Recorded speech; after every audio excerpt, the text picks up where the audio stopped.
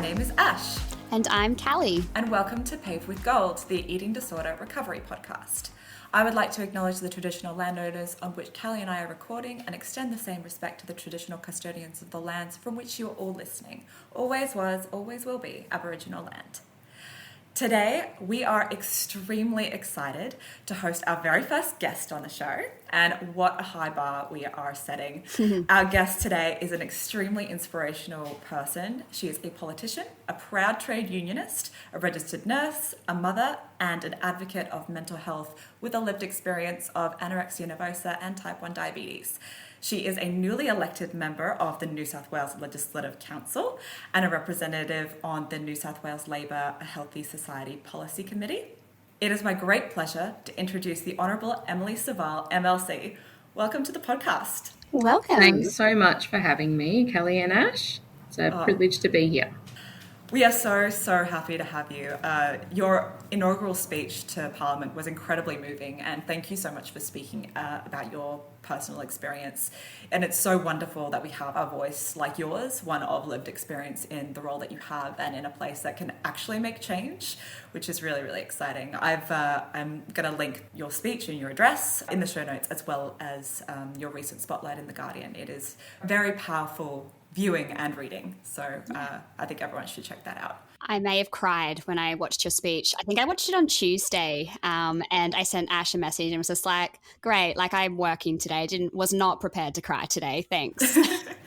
Yeah, well, and as everyone knows, I cried giving it as well, despite practicing it so many times because I was trying to avoid that. It just turned out to be completely redundant because practicing it in an office is one thing, but delivering it in real person was something completely different and just really unexpected emotions. Like I knew I would struggle at the tail end of the speech when I was talking about my family and particularly Prof.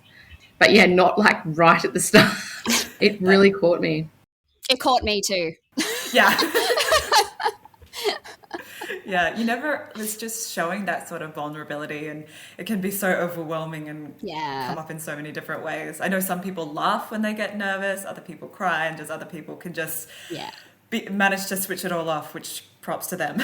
Yeah, look, I think when you're talking about something so big and something that has shaped your life and impacted your life, I'm sure, so much, of course you're going to cry. And I actually think it makes you more of a person people want to connect with. And I don't know, for me, watching that and seeing you cry, I was like, I think sometimes we see politicians maybe as people, some people who are not capable of maybe those kind of intense emotions. But I think just the realness and the rawness was just so beautiful. And I think it made it 1,000 times better. So keep crying. Don't keep crying, but I have no problem with that. I'm like, cry at the drop of a hat. Also a really bad sympathetic cry. Like if I see someone else get upset, I get upset. I think I've cried in almost everyone's inaugural speeches so far.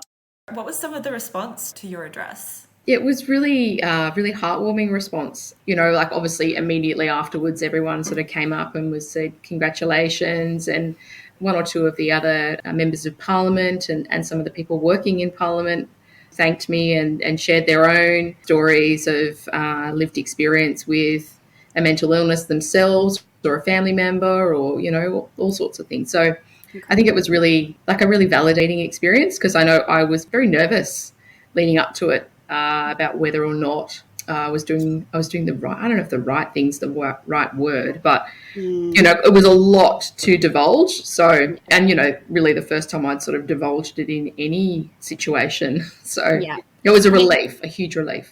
I think that's why we're so excited to have you on the podcast as well, because a really core part of this podcast is, you know, being vulnerable, but sharing so that others don't feel as alone. And so I think, you know, there's so much power in sharing your story. So I think that absolutely came through in your speech. And so, so we're just so stoked to have you on because it definitely fits within our podcast. That's a perfect segue. Thank you, Callie. To what we'd first like to ask is if you could tell us a bit about your story with your eating disorder and your lived experience. My story in terms of my lived experience with my eating disorder, I was diagnosed with anorexia when I was 14. I was in I think I was in year 8 or 9 at school. And I had a period of hospitalisation My first admission was, I think, for 6 weeks at Westmead Children's Hospital. And then, it sort of started off what felt like very much a revolving door of admissions in first the kids hospital and then over to the private hospital network when I turned 16, and then the public adult hospital system. And at the time, this is, going back some time now, how long ago was it? 25 odd years that I was in and out of the hospital system, and had quite a number of inpatient admissions at RPA in what was then the Missenden unit as an adult inpatient. So I found my journey was, I was really sick for quite a long period of time. As I say, in and out of hospital. There was one hospital admission, I think, that I was in for about a year. I was, for all intents and purposes, I started off in ICU and ended up, being discharged from, I think, RPA. Eventually I went through several different hospitals in that stay, but was basically tube fed back up to a healthy weight. And 2 weeks before I went home, had the tube taken out, and off I went and hoped for the best. And then I just went straight back downhill again. So I was in and out for a long time and became, very unwell and very stuck for a period in my late teens and early 20s, particularly when I left school. So I got to year 11, and my cognitive function had declined a lot. I really wasn't well enough to be at school, but I still really wanted to go to school. So they started me on pathways. I just got to the point, though, where my cognitive function had essentially shut down. I really couldn't read or write properly because my brain was so starved. So I got pulled out of school, and that was really hard for a long period of time.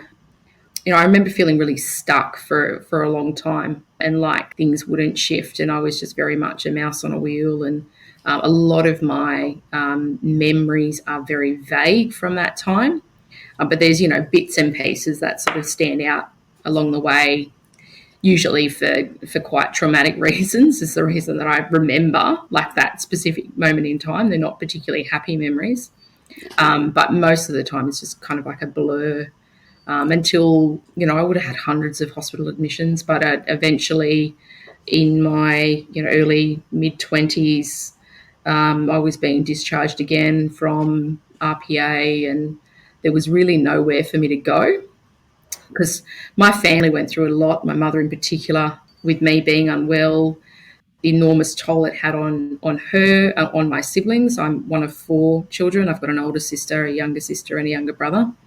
So it had a huge toll on all of my family, and it just became too hard, really, for them in the end, for one, to live with me, to watch me essentially self-destruct. But I also was too sick at that stage to work, to be independent, and all those sorts of things. So I remember being discharged to either a women's refuge or some form of supported accommodation. And a social worker in the hospital at the time found me supported accommodation through a provider, a not-for-profit called Aftercare. I'm not sure if they're still around, but I lived in an apartment, very subsidised rent. I had a case manager assigned to me who checked up on me.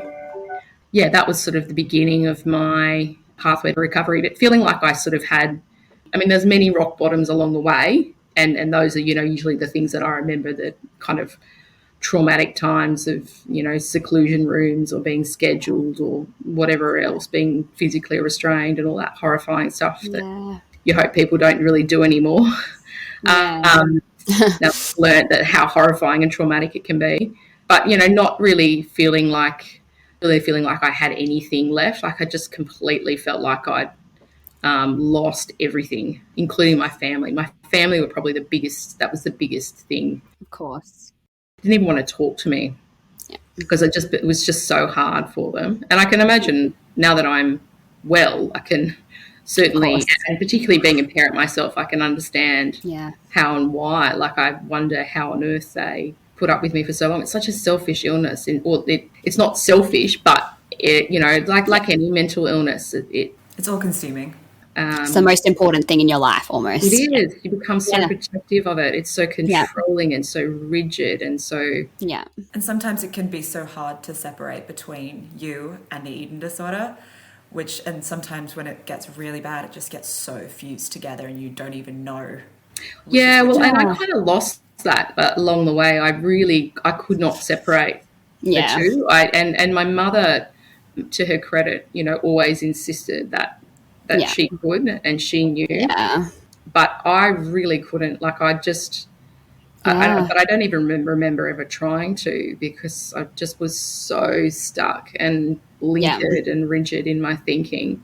And it wasn't until, I started to actively make steps to get better that thinking shifted at all. It took a very long time, I would say, though. Restoring your Yeah. weight physically is one thing, but having your thinking Yeah. normalize takes a lot longer. And that was where the real learning was. Absolutely. Because of the time that I was unwell in my life, crossed from when I was 14 to my early 20s. They were, quite formative years that I missed and didn't do a lot of things that, all my friends had gone and done at uni and whatever else. So it's kind of like, you had to go back and learn all of Yeah. these life things that, kind Yeah. of missed out on. So Restart again. a lot of trial and error. Yeah, of course. As my GP always said to me, that recovery is always 2 steps forward and 1 step back, just so long as you keep Absolutely. moving forward. Yeah, and sometimes it's 5 steps back. Sometimes it feels like, yeah, exactly. Sometimes it feels like it's multiple steps back, trying to stay focused on that bigger picture, and that the world's not ending every time doesn't go as planned. And then eventually that just becomes life. Yeah. Absolutely. I think what stood out for me a lot, leaving that hospital admission and going into where you lived after the hospital, was it with Pathways, did you say? Like living in that situation, like that really is a starting again kind of scenario, and having to build your life up from the ground. And, who is Emily? What do I like? Who do I want to be? That's huge. So huge credit to you there. That's not an easy feat, especially in your 20s. So if you're okay with it, I wanted to ask you a little bit about your experience of being in an adult psychiatric ward. I can imagine, especially being as a 16-year-old, that would have been wildly traumatic. And it's, if this is something that, you may not want to talk about, I completely understand. But I think, this is a very common scenario for a lot of our listeners, that they do wind up, especially at the age of 16, in these really unsafe and yes, life-saving, but also traumatic wards. And, I just wanted to ask a little bit about your experience with that. And maybe if I can, how that might impact you now, like where you land with your thought process around all of that now, perhaps, now that there's been time to, separated from it. Yeah, look, I think it's a really good question, a really valid question. Something that I found really terrifying as a 16-year-old, going into these adult inpatient psychiatric units. There weren't a lot of women being treated in these facilities a lot of the time. And certainly most of the women that were being treated were also those that had an eating disorder. So that was, I suppose, one of the first things. The other thing was just, how unwell the other cohort of patients was as well. I mean, I knew nothing about other mental illnesses or how they exhibited as a 16-year-old. It was really terrifying. And then these were people that, obviously they were in the same ward and back in the Missenden unit. This is where these sort of stories are coming from. But we had single rooms with doors that didn't lock, so anyone could come into your room at any point in the night, and they sometimes did, looking for cigarettes or whatever it might be, because obviously back in the day when I was in hospital you could still smoke. Now you can't, but it felt really unsafe. Obviously you're very vulnerable anyway, and I didn't appreciate that at the time, because as a 16-year-old with anorexia, it wasn't like this sort of concept of, I didn't feel like I was vulnerable, but I really and truly was, in terms of my emotional naivety and many other things. So I have quite vivid memories of that time and of that experience. And, even some of the patients that I was there with, I remember one man in particular who would just walk around muttering all the time. And he was could be quite abusive to staff, to other people, just randomly. So I think we've come a long way in knowing the appropriateness and inappropriateness of some of those facilities, but the reality is that there's still a bunch of them around. This tension between these are facilities that were ultimately saving your life. Yeah. But at the same time, you can't be protected from everything, which is horrifying that it has to be, that those environments exist. But at the same time, at the end of the day, they were saving your life. Yeah, that's the balance between saving someone's life, obviously, and, trying not to do further harm. And ultimately, obviously they kept me alive, which is good. Yeah. But, I think patient mental health facilities, there are still many around that are quite dated. So that is a concern. Definitely. The ones that have been built more recently are designed a lot better. Yeah. The other reality is that this sort of thing was only ever in the public sector. In the private sector, when I was treated, it just wasn't a thing. So there's a bunch of inequity built into the system. What advice do you think you could give to someone who is currently cycling through the system of public psychiatric care? And as much as it's people may be in that moment where they might not feel that anything's getting better, but having come through the other side and living this wonderfully full life that you have, what would you say to 16-year-old Emily? Look, I probably have a lot of things to say. It's just I don't know what. Nothing would get through to 16-year-old Emily is probably pretty fair. Yeah.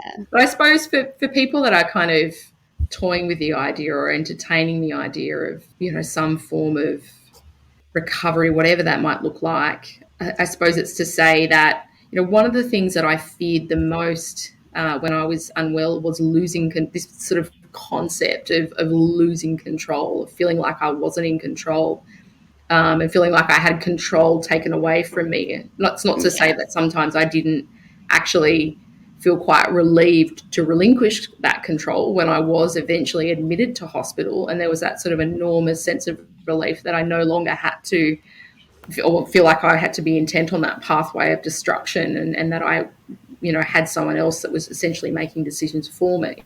But, I think it's a real myth, because at the end of the day, I was ultimately in control of many elements of my recovery. Yeah. And it proceeded at a pace that I was comfortable with. It took years, but I was in control of it. From that last admission, I had kind of, cycled around, and my weight hadn't really improved. I became medically stable, which was always, the sort of the goal. But far and away, all of the progress that I made, all of the actual progress, was out in the community, outpatient, and as someone that was completely in control and in charge of what I was doing. Yeah. And I remember my dietitian at the time always used to say to me, she was like, look, just treat it like an experiment. You try it for a week, try it for 2 weeks. If you don't like it, you can always just go back. Yeah, absolutely. It's completely right. I kept trying to apply that philosophy, that philosophy, and the 2 steps forward, 1 step back, because when there were times when I felt like I was having another setback, that became quite distressing. So it became really important to not spiral, just kind of stay the course a bit. But, ultimately I was very much in charge and in control of my recovery. There's only so much that they can do for you in hospital. Absolutely. And, you don't recover in hospital, you recover in the real world. Yeah, look, that's a real passion area of ours, I think, Ash, and something that, I think we speak about a lot is where the real recovery happens. And that's, hospital isn't the real life. It isn't the real world. You don't recover in there. And, the community is where it happens. I wonder with that, if I could maybe reframe the question a little bit more as well, what do you think 16-year-old Emily needed? As in, maybe not what would you tell 16-year-old Emily or somebody else in that situation? What do you think maybe you needed in that time? Was it connection, or was it somebody to care? Or, I'm not saying people didn't care, but do you know what I mean? What do you think maybe you needed? Yeah, look, I really don't know. Genuinely do not. Some of the environments that I was treated in weren't helpful. I don't know whether that wouldn't ultimately have changed my path. And I am aware that treatment models have changed somewhat since I was unwell, in terms of the treatment focus. There is good evidence for, relatively quick community-based care, but a lot of my care was done as an inpatient. And then when I was discharged, there was really not much follow-up, except for that last admission, I have to say. Because that's when there was a really intensive period of follow-up. I was looped in. I had my case manager. I had a GP that I saw very regularly, and she, networked everyone in. I had a dietitian, I had a psychologist, I had a psychiatrist. Like, I had a really cohesive multidisciplinary team of outpatient care. Without that, nothing you do along the way matters. So I suppose that was a bit of a missing element throughout, including when I was treated at the kids' hospital. It was sort of like you went back to the follow-up clinic at adolescent medicine every so often, and you saw, one or two people, but there wasn't that really deliberate, systematic follow-up. So I think that makes a really big difference. But there's so many stars that have to align for that to happen at the moment. It's not, our health system's not set up in a way that occurs for everyone as it should. Unfortunately. I became very institutionalized from all of my periods of hospitalization. So, I don't think that helped. That took a long time to undo. I just want to touch on something that I know that you are very particularly passionate about, which is increasing the access to community mental health. And as you are in a position where you are a change maker, what changes are you hoping to see in regards to this? What does that look like for you as the blue sky, ideally? Great question. Great question. So, at the moment, I think there's a real gap in our health system in terms of that mild to moderate levels of mental health distress. You have to be so unwell to receive treatment. Some of the alarming stats around, increases in presentation to EDs of people that are in acute mental distress, like, that's really concerning. It also plays in that whole thing about being sick enough, right? Which we all convince ourselves that we're not sick enough, we're fine. I think the stat for that was like an increase of presentations of 300% since 2020. So that's huge. It's not to say that in some cases the supports are out there. I mean, there's lots of sort of support out there in terms of that mild level of distress, phone lines, but it's all stuff you've got to seek. And a lot of it is, it's quite a clunky system. But in terms of, what there is available and the amount of, like, the wait time that there is to receive care, like, that is all stuff that I really want to shift, just have some influence over. And so there's been some positive moves. I know in opposition, our government committed to doing a gap analysis of the community mental health sector. Cool. And of course, we've got an inquiry in the upper house that I'm sitting on at the moment that's looking into community healthcare and some of the access issues. Yeah. I'd really like for there to be more of a whole of health approach, whole of government approach to mental health, in terms of acknowledging some of the many other levers that feed into someone's mental health or mental ill health. Things like housing, all of that sort of thing. Because, I mean, ultimately, housing played a huge role in my recovery, having a stable, affordable roof over my head that had good links to public transport, and it was close to my healthcare teams. That gave me that space. And I didn't have to work. Yeah. I could, and I did eventually, but it's something I'm incredibly grateful for. Yeah. We really need to look at how much of that is available at the moment. And it's really horrible as a health professional knowing that you're discharging someone into homelessness, essentially. Yeah. Because, even if you're sending them to a boarding house or they're homeless. Like, that's a horrible, and it's no way for anyone to properly recover while they've still got those sorts of stresses. So that's there's a lot happening in that sort of housing space at the moment. It's very topical, but That's the thing though, right? So I'm a social worker and I work client facing within eating disorders. And so I see it every day. I have many clients that are just slipping through the gaps, and, if you don't have housing, and, if you don't have housing, how are you going to then be able to afford food, big thing, or how you're then going to be able to actually afford supports. That's a huge issue that we find within my business, is that, you know, people actually cannot afford to be paying for a dietitian, a psychologist, a social worker. And these are the supports that people need, but they can't put a roof over their head. You know, how are they going to find money to pay for these other supports that are vital to recovery? If those sort of holes were filled, we would see much higher rates of wellness within the eating disorder recovery space. Yeah. And ultimately, you know, things like a dietitian and social work, all that sort of stuff, you know, shouldn't necessarily be something that people are in a position where they're forced to have to pay. You know, we should have the access within our public sector and our public sector teams. But, you know, the community mental health teams that I've had anything to do with over the last couple of years have all been really decimated in terms of staffing. Oh, absolutely, The nature of their work and the amount of work that they've been expected to do over time has become more and more, and there's even less and less of them. And expected to be experts in all these different areas. You know, eating disorders are a specialist area. How is somebody in the healthcare system going to be all over everything else, as well as, you know, all of these other, you know, illnesses, to be able to treat them? It's just not possible. I want to circle back before we jump forward again. One thing that I really wanted to chat with you, Emily, about was the impact that your type 1 diabetes diagnosis played in you developing an eating disorder, and the slippery slope that it led to, because it's something that I think doesn't get talked about enough, and I'd like to, you know, hear a little bit about your experience with that and the impact that had. Yeah, look, when I was diagnosed with type 1 when I was 11, and then diagnosed with anorexia when I was 14. And when I was diagnosed, treatment was very different. You know, not to say that it's not completely different now, but, you know, you've still got to have an increased awareness around food, how much you're eating, how much carbohydrate content is in what you're eating.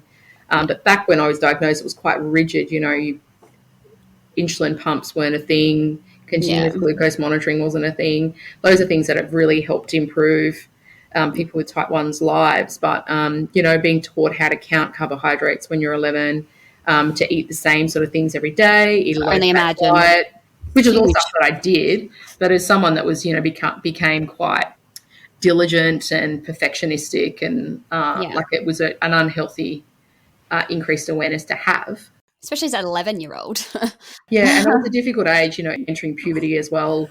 But I think, I think it's really important to also underscore that we know now that there are an increased rate of eating disorders in people with type 1 diabetes, which wasn't known when I was 14. But also all the other things we know about eating disorders and where they're overrepresented. You know, people with other chronic illnesses, certainly cold people, First Nations people, people that are LGBTQIA+, like much increased rates of eating disorders. And also people at higher weights and people in fat bodies. Eating disorders are so rife in that area, and it's just sometimes they just don't even get diagnosed. Yeah. So I think, you know, absolutely it had a real impact on my diagnosis. It was sort of like almost a perfect storm of events, really. And when I was diagnosed with type 1, I was in year 6, so about to enter high school. And I was in a gifted and talented class. So I was, you know, in a sort of the environment already where it was, you know, competitive, and I was the only type 1 diabetic in my school. It absolutely was a factor. I couldn't do anything about it, but, you know, it really having that heightened awareness and that being different, I think, as well, of course. Really, really had an impact. Yeah, for sure. Does your diabetes diagnosis and living with that today, does that still have an impact on your health in terms of how you look at food, your relationship with food? Has it impacted it given where you've come from? No, not now. I think the biggest impact that type 1 has on me is when my blood sugar level is either low or high, because obviously when it's low, then I really need to eat something and I don't make a lot of sense. And when it's high, you know, I feel the effects of that as well. But that's probably the long and short of it. I do have to be mindful of what my blood sugar level's doing at any point in time. But that's made so much easier with, so I wear an insulin pump, and I also have continuous glucose monitoring. That is it's a closed loop system. So my sensor will monitor what my blood sugar level is at all times, and it feeds back to my pump via Bluetooth, tells my pump what it is, and my pump will automatically adjust my background rate of insulin up or down based on what my blood sugar level is doing. I still need to give myself a bolus, what's called a bolus of insulin when I eat. So I still, look at whatever it is that I'm eating, and I guesstimate, and I, enter that information into my pump. But that's sort of the long and short of it. So I still have to have a level of awareness, I guess, of how many carbohydrates are in the food that I'm eating. But very much type 1 is, it's very hit and miss. So, I can do all the right things, and still my blood sugar level can be altered by things like hormones, things like stress, all of it being unwell. So I really, it doesn't have any impact at all on what I eat, if that makes sense. Yeah. I will eat anything, totally. and I do eat anything because I can. But I suppose I have to be mindful of some aspects. But I think one of the most important things for me in recovery has just been about the level of intrusiveness of my thoughts. Yeah. So when I was unwell, and at points still when I was recovering, I still had, some intrusive thoughts around food, how much I was eating, what I was eating, all of that sort of stuff. Over time, that just completely has disappeared, to the point now when it's just not a thing. I just don't have any of it. I just eat whatever I want, whenever I want. That's just the long and short of it. And it's life. Food is just and can remember when I was unwell, an older woman, a working professional, much like myself, coming to visit me in hospital because my doctor had organised her to come and just chat to me, because Prof was, he thought I was quite similar to the way she was. Anyway, and she'd often to, come and help and chat out. And she spoke to me in quite a frank way about how she just didn't think about food anymore, at all. And I just, that sounded so foreign and so weird, but also so unattainable at the time, to the point that I was just how I could never be. But that's exactly incredible where I am now. It's just not even a thing at all. I don't have time for it amongst anything else. Yeah, exactly right as well. Hey, right. So many other things to worry about. Yeah, honestly, there is. So I guess with that, a few things trigger me.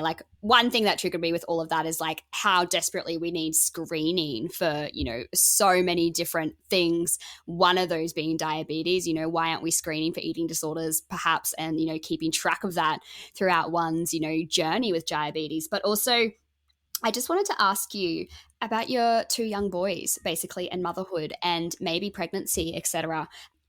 So with my lived experience of an eating disorder, I have a 15-month-old now. And, it was very interesting, I guess, my experience of pregnancy and being a mother. And, now I guess my beliefs and the way that I teach my little girl about food. I just wanted to ask you your experiences with that, and maybe how does your experiences maybe impact motherhood, or maybe impact the way that you parent? Yeah. Big question. I know, I'm sorry, but. No. I think, ultimately my experiences, just all that I've been through in my life, absolutely has impacted the way that I parent. But I think probably in the biggest way that I see that manifesting is just in the amount of empathy that I have for, for the kids, and for others, and what I try and get them to, the way I want them to treat others. I'm a big believer in kindness. I think if my boys can be kind, but also just comfortable and confident in who they are, that's a big win for me. Yeah. By the time I was pregnant with my first child, I was completely recovered. Technically I still have depression because I'm still on antidepressants. And that's I can't not take them. I tried to not take them when I was pregnant. I'm on a medication that was a low level risk. Yeah. So it was something where my doctor said to me at the time, she's like, look, if you need to take it, that's fine, because it's, we balance it up. Obviously you're going to be no good to your baby or anyone else if you are depressed. So if that means you need to stay on it, then stay on it. So I tried to stop taking it, but like within weeks, the wheels well and truly fell off. And I became depressed, so I just went straight back on it and have done since. I've been on it for years. My brain just doesn't produce enough serotonin, I've decided. Yep. Look, entirely valid. Yeah. You're preaching to the choir here. Yeah, and so that was probably one of the things, and high risk with type 1, so I needed to make sure I had like really good control of my diabetes. The second pregnancy was much easier than the first, because by that time the governments had caught up and were now funding continuous glucose monitoring for pregnancies, and now they just fund it for everyone, which is great, because they should. But my second pregnancy was a lot easier and a lot less complicated. But as I say, by that time I was completely recovered from what I see as completely recovered from my eating disorder, because that's the way I see myself now. Obviously I have lived experience, but it's resolved. It's in very much in the past. So I think, and ultimately with both pregnancies, I had to have I had an emergency cesarean section with my first one because I got preeclampsia, which is, oh goodness, okay, quite normal for type 1 diabetics. And then my second one was just, went more to plan. But like I really didn't notice the changes in my body at all. I mean, obviously I noticed it when I was pregnant, like, wow. Yeah, you definitely do. Human growing inside you. It's so weird. So weird. And I have to say, I did not enjoy being pregnant.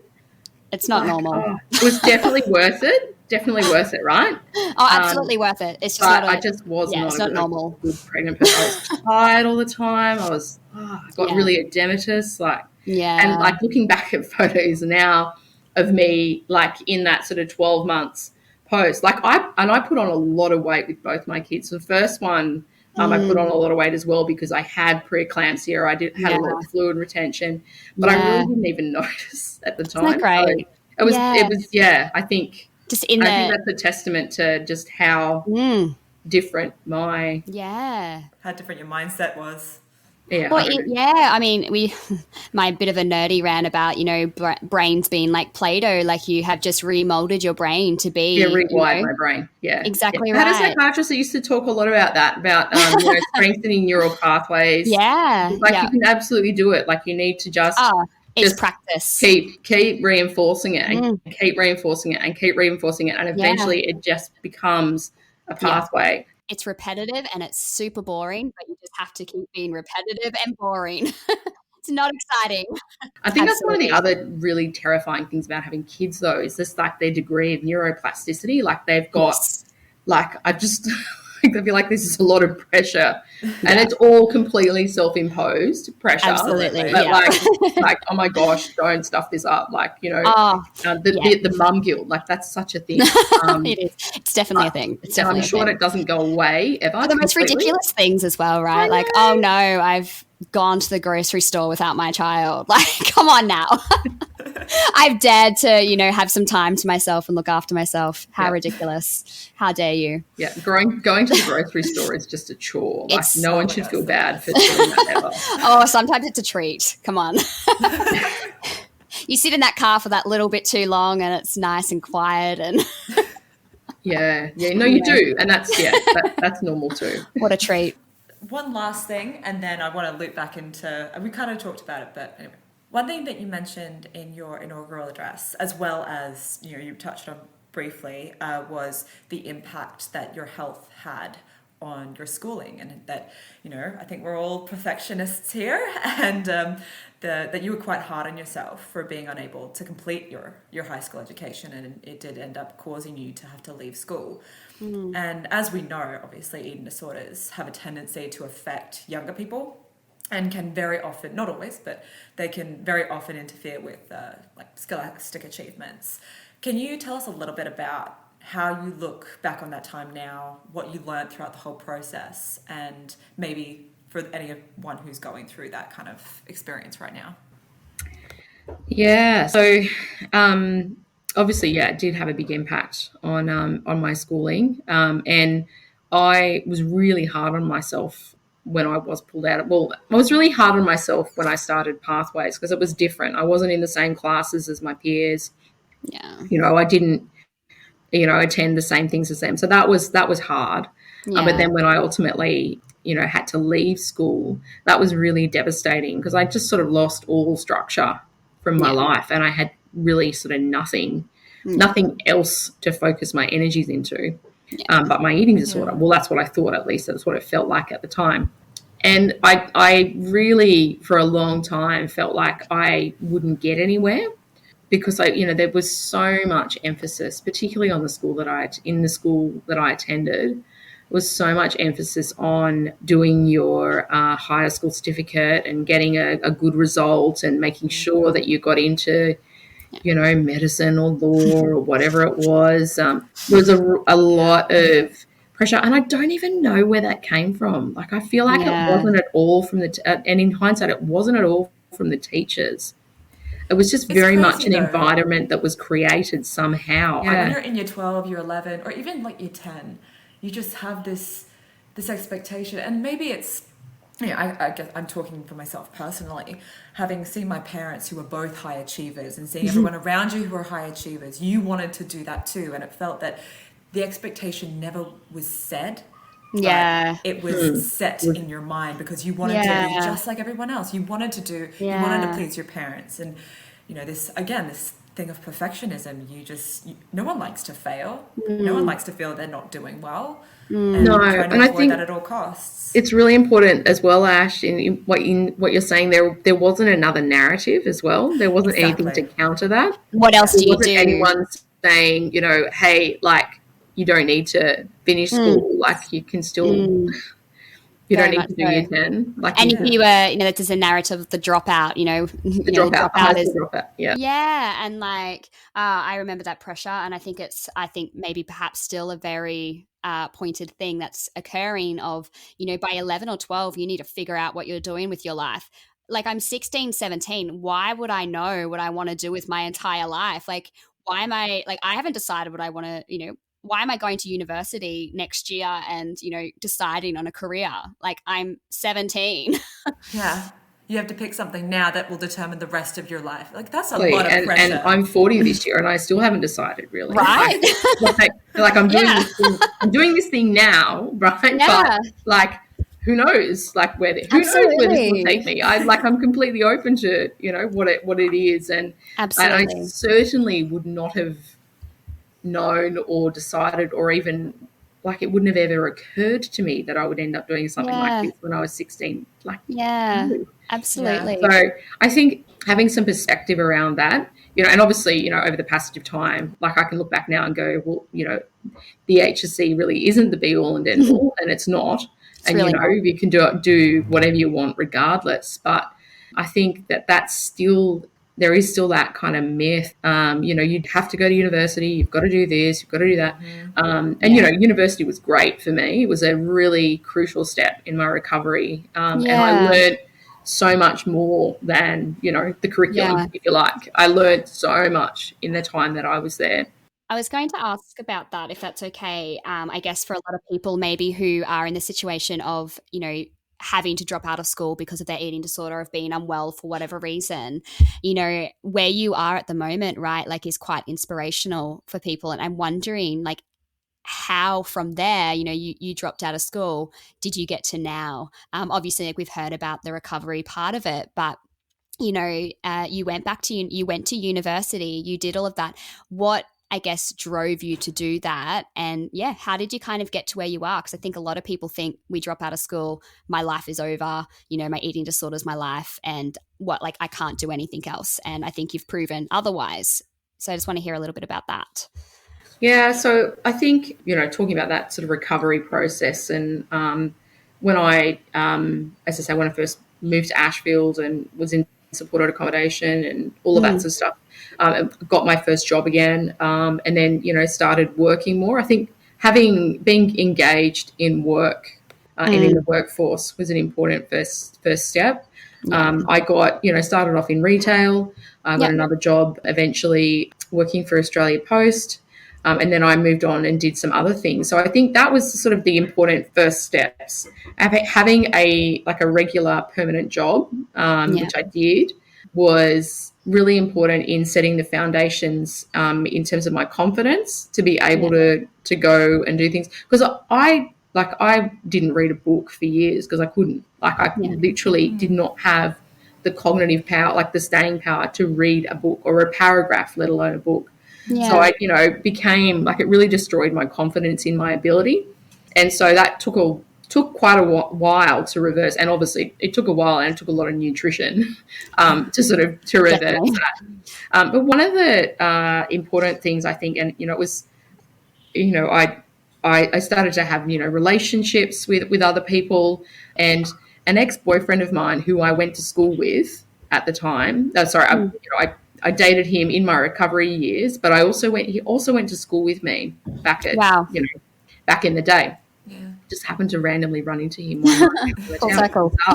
Anyway, obviously it didn't last for very long, but he had a really, really big impact on me in sort of saying, because he was a doctor by that time, as so many people from my school ended up being. At the time, I'd started to sort of entertain the idea of going back to uni and doing something else and, doing something more than what I was doing. Yeah. And he's like, yeah, absolutely. Why don't you do that? He said, there's so many dumb people at uni. He's like, you're so smart, Em. You're one of the smartest people I know. Of course you can go. Because I had so much doubt about it, right? I was just I'm going to go to uni and I won't cope and I'll fail. I'll do this, yeah. So I talked myself out of it before I even got there. Of course, there's so many dumb people at uni. I went to uni with so many dumb people. Of course you can go to uni. That kind of gave me a bit more of the impetus to kind of start to explore the options. I went to a university open day. Yeah. I found out that I actually could apply to go to uni, because that was the other thing, right? I didn't even know that I could apply, because I just had this kind of myth in my head that I didn't finish school, so I couldn't go to uni. But once you turn 21, you're a mature age student, so all that's redundant anyway. Imagine being a mature age student at the age of 21. I know, I wasn't sorry. Yeah. What? But so I went off and I did the special tertiaries admissions test, which is used as a bit of a benchmark, an IQ score. I submitted a bunch of paperwork about why I didn't finish school, because they had a lot of unis have special access schemes for people that have experienced some form of disadvantage, or, in their schooling, whether it's illness, whether it's, other things. And so I was accepted under one of those schemes, and got into uni. And then once I got there, I was like, oh my gosh, I was terrified I was going to fail, because I hadn't even done year 10 and 11 maths or science. And in hindsight, I probably should have done a bridging course or something like that, but I didn't.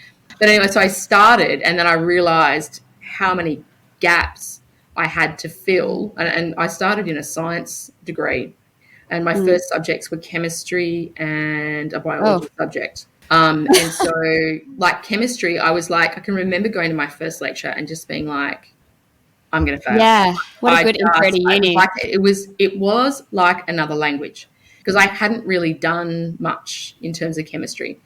Yeah. And so anyway, I went and saw the lecturer, and I still remember it to this day. Went and saw her afterwards, and I was like, I don't know, what am I doing? And anyway, she was like, oh, look, did you do the bridging course? Because, there's bridging courses available for people that haven't done anything in some time before they go to uni. And I was like, no, they existed. So she gave me notes from the bridging courses, which I went home immediately and did. And that sort of helped me bring up to speed. And then by the time I finished my first semester, I topped the subject. Incredible. It was ridiculous. And then I went on to, top the second, I went and did chemistry. This was chemistry 1. I came top in chemistry 1. I did chemistry 2. I came top in chemistry. It was ridiculous. this sort of fear that I had in hindsight. But I was convinced I was going to fail. And so I fueled that into, and, I was still, in the early stages of my recovery. So I still had quite rigid thinking, like threw myself well and truly into this chemistry subject and nailed it. So I think, there's a lot of kind of misconceptions out there about what you should do and what you can do and what you can't do. And I think, like, with you saying that, like, you know, your ex-boyfriend saying, like, well, why don't you, like, just do it? It's kind of like, but it kind of reminded me of the whole recovery process, right? Like, why don't you just try? And then if you don't like uni, you can always drop out. You're not stuck there. And no one's keeping you there. It's funny because I applied the same logic to driving a car because I never learned how to drive. Wow.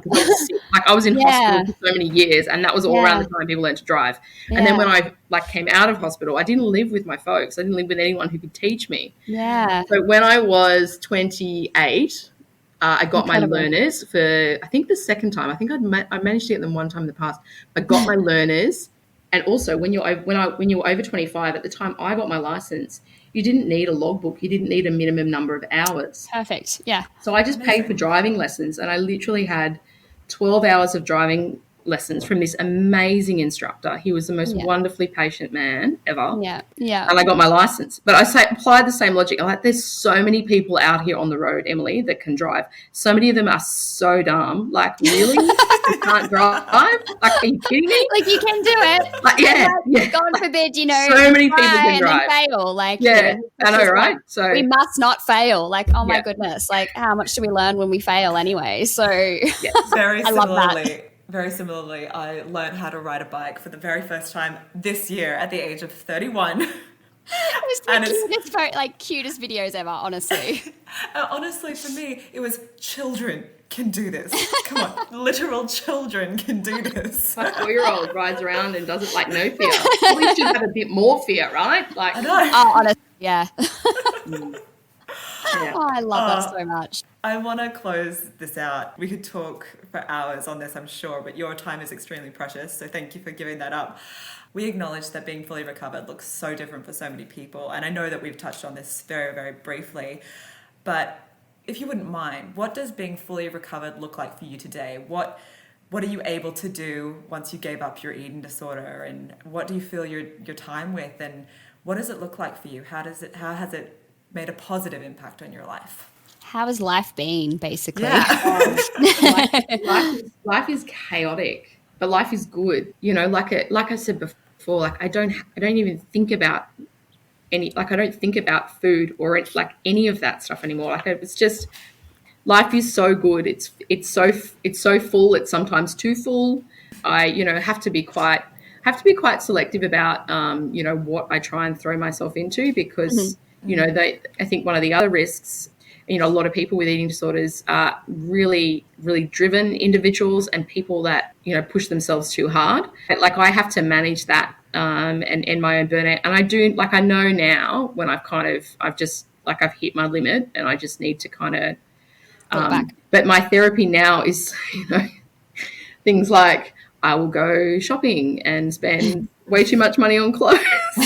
that's now my therapy. Or I'll go and buy some ridiculous item that costs a fortune and that I really love. And like that's my therapy now. Mm-hmm. So I think life is so different. I mean, I'm sitting doing this podcast with you. Like I'm sitting in an office in Parliament House in Sydney. Like I look out over the Domain. Like I am so lucky to be where I am. I'm so life is so good. I've got my kids. They always put things in perspective, whether or not I want them to or not. They're very grounded. Kids are good for that. And command all of my attention at all times when I'm with them. Yeah.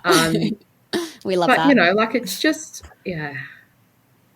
life is so good. And I'm so lucky I just have so much gratitude to be where I am and to have been given the opportunities that I've given. I mean, I've had to seek out a lot of them, but, just the people that have looked after me, that believed in me, all of that sort of stuff. Yeah, I think recovery is amazing. Like it's just, it's different for everyone, and life's not always good. There are moments when, you feel like the wheels are falling, like you feel like you've done the wrong thing. I mean, I had a because this is another, like, it's completely new. What I'm doing now, it's completely new. It's foreign. I'm sort of starting all over again. I have those kind of, like any new job you start and you're like, oh, I don't know what I'm doing. Feel like I'm, making mistakes. Had a meeting that I was chairing this week that I just really felt like it just didn't go well at all. This is, what am I doing? But you just circle back around and the people that I work with are amazing. I have the opportunity to speak to wonderful people like yourselves. It's just so good. Yeah, connections, right? We talk about it so much. We talk about connecting with people and connecting. The difference between connecting with people now and connecting with people back when you are unwell is just wildly different. Yeah, absolutely. Yeah. Thank you so much for the work you do, your advocacy, sharing your story on such an important stage, and your commitment to change and reducing the stigma on eating disorders. It's something that still, we still need to work on, and bit by bit, we're slowly doing it by sharing our stories and things like this. And we're so lucky to have a voice like yours in Parliament, and we are so excited to see what you do next. Yeah. So am I. It's very exciting. We will be watching. That sounded really creepy and weird, but we'll be watching in a good way. No, we are super, super, super grateful. And, like Ash said, everything that you're doing, we need feet on the ground that are able to change things. Things do need to change. And to have somebody like you who is able to do that, who has the wealth of experience that you do, we're incredibly lucky. So thank you. That's all for today's podcast. Thank you so much for listening. You can find us on Spotify, Apple Podcasts, Amazon Music, or wherever you get your podcasts. And don't forget to subscribe to make sure you don't miss an episode. You can follow us on Instagram at pavedwithgoldpod, send us a Gmail at pavedwithgoldpod@gmail.com, or visit our website, pavedwithgoldpodcast.com. All of those links will be in the show notes along with extra resources. And until next time, stay safe and we'll talk to you soon. Bye. Bye.